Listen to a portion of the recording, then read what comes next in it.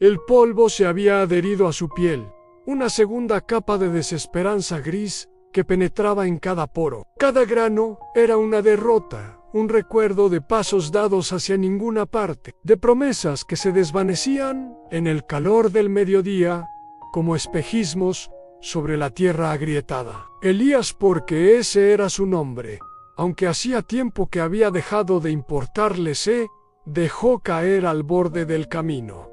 No fue una decisión, sino una rendición. Sus piernas, convertidas en columnas de plomo, simplemente se negaron a sostenerlo un segundo más. El peso que cargaba no estaba en la alforja vacía que colgaba de su hombro, sino dentro de él, en el centro mismo del pecho, una losa fría y pesada de fracaso. Había emprendido este viaje con una fe robusta, con la certeza de que el destino era claro y el camino, aunque largo, estaba iluminado por una promesa, pero la fe se había gastado, igual que las suelas de sus sandalias. La promesa ahora le parecía un cuento infantil, una historia que solo se cree en la inocencia de la mañana, no en la crudeza de este sol implacable. Miró hacia adelante, por la interminable cinta polvorienta que se perdía en el horizonte.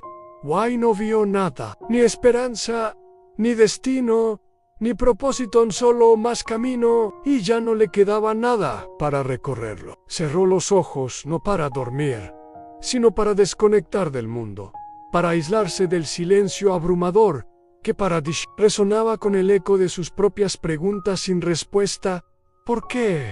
¿Hasta cuándo? Paracha. La brisa, caliente y perezosa, no traía consuelo, solo remolinos de tierra que se posaban sobre sus párpados cerrados. Así estaba, entregado a su agotamiento, cuando sintió una presencia, no un ruido, no una sombra que bloqueara el sol, sino un cambio en la textura misma del aire a su alrededor. Abrió los ojos, sin prisa, esperando ver a otro viajero tan perdido y derrotado como él.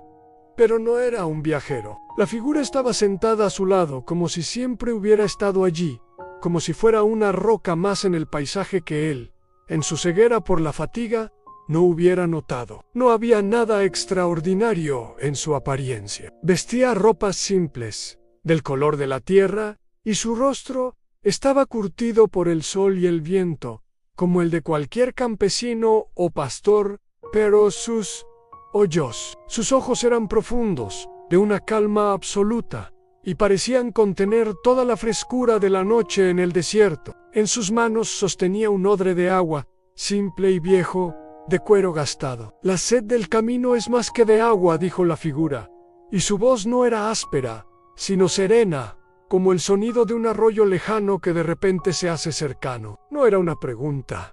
Era una afirmación que resonó en el lugar más seco del alma de Elías. Elías asintió lentamente, sin fuerzas ni para sentir con convicción. Le dolía la garganta, sí, pero era un dolor superficial comparado con la deshidratación de su espíritu. He fallado, logró susurrar, y las palabras le rasparon la garganta. No hay más camino en mí.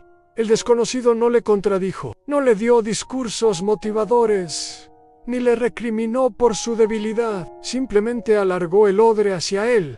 «Bebe», dijo, y fue una invitación, no una orden, una invitación cargada de una compasión tan vasta que Elías sintió que se le encogía el corazón. Dudó. ¿Quién era este hombre? ¿De dónde había salido? ¿Era real o era otro espejismo de su mente exhausta? Pero el gesto del desconocido era tan genuino, su presencia tan tranquilamente real, que Elías extendió una mano temblorosa y tomó el odre. Era más pesado de lo que parecía. Se lo llevó a los labios y bebió. El agua no era fría, ni dulce, ni especial, era solo agua. Pero al descender por su garganta, algo extraordinario sucedió. No fue el líquido lo que lo impactó, sino el acto en sí. Al beber, al aceptar ese don gratuito en el momento de su mayor indigencia, sintió que una grieta se abría en la losa de hielo que tenía en el pecho, y a través de esa grieta comenzó a fluir algo que había estado ausente durante mucho tiempo. Un calor suave, una energía tranquila que no venía de sus músculos, sino de un manantial mucho más profundo.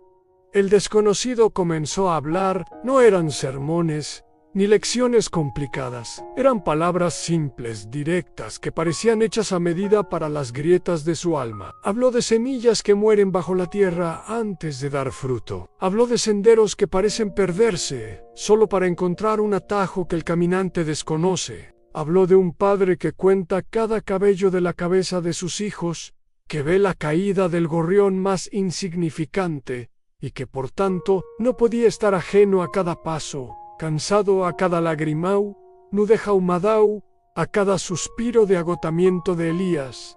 «No estás caminando solo», murmuró la voz serena. «Nunca lo has estado. La huella que ves ante ti, la que crees que es tuya, a veces es la mía, marcando el camino para que tú pises sobre seguro». Cada palabra era como una gota de rocío sobre la tierra reseca de su fe. Elías bebía y escuchaba, y con cada sorbo, con cada sílaba, sentía como una fuerza nueva, que no era suya, se infiltraba en sus venas. No era la fuerza explosiva de la juventud, sino una fortaleza serena, una resistencia profunda que sabía a verdad eterna. El peso en su pecho no desapareció, pero se transformó. Ya no era una losa de fracaso, sino la piedra fundamental de una fe probada, más sólida porque había sido quebrantada y rehecha. Sin darse cuenta, se enderezó. Su espalda, que antes estaba encorvada por el peso de la derrota, se irguió. El ardor en sus músculos se convirtió en un leve hormigueo, el anuncio de una vida renovada. Miró de nuevo el camino, la interminable cinta polvorienta, y ya no le pareció una sentencia, sino una invitación. El horizonte ya no era un vacío amenazante, sino un lienzo donde Dios aún estaba pintando su historia. El desconocido calló, sonrió, una sonrisa que parecía entenderlo todo, y asintió lentamente, como si diera su aprobación a algo que solo él podía ver en el corazón de Elías. Y entonces Elías se levantó. No se incorporó con esfuerzo, como había hecho tantas veces antes, sino con una naturalidad que le sorprendió. Las fuerzas nuevas no eran un arrebato de euforia, sino una certeza quieta y poderosa en sus huesos. Se ajustó la alforja, que ya no le pesaba, y se volvió para mirar al hombre que le había dado mucho más que agua. Pero el camino estaba vacío. No había nadie sentado en la roca, no había huellas en el polvo alrededor. Solo estaba el odre, apoyado junto al lugar donde él había estado sentado. Elías lo recogió. Aún estaba lleno. Lo agitó suavemente, y el agua chapoteó en su interior. Una paz profunda, que trascendía todo entendimiento, lo envolvió. No necesitaba pruebas, no necesitaba entender. Su corazón, que minutos antes estaba seco y quebrantado, ahora latía con una certeza renovada.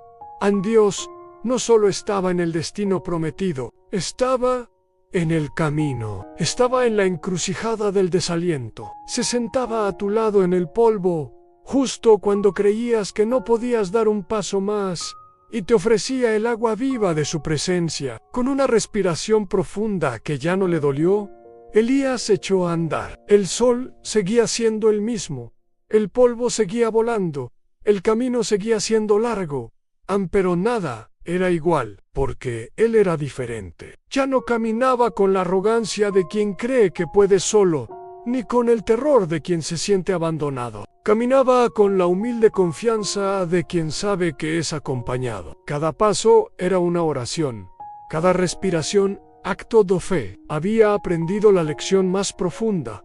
A las fuerzas no se miden por la ausencia de cansancio, sino por la presencia de aquel que fortalece al débil. El camino no se recorre con la certeza del mapa, sino con la confianza en el guía. Y la fe no es la ausencia de dudas, sino la decisión de seguir caminando, incluso con pasos temblorosos, porque se ha probado el agua que Él ofrece en el momento justo, en la encrucijada polvorienta, donde Él siempre se encuentra, no como un espectador distante, sino como un compañero de viaje que se sienta a tu lado en el momento preciso para recordarte que, en realidad, nunca te has sentado solo.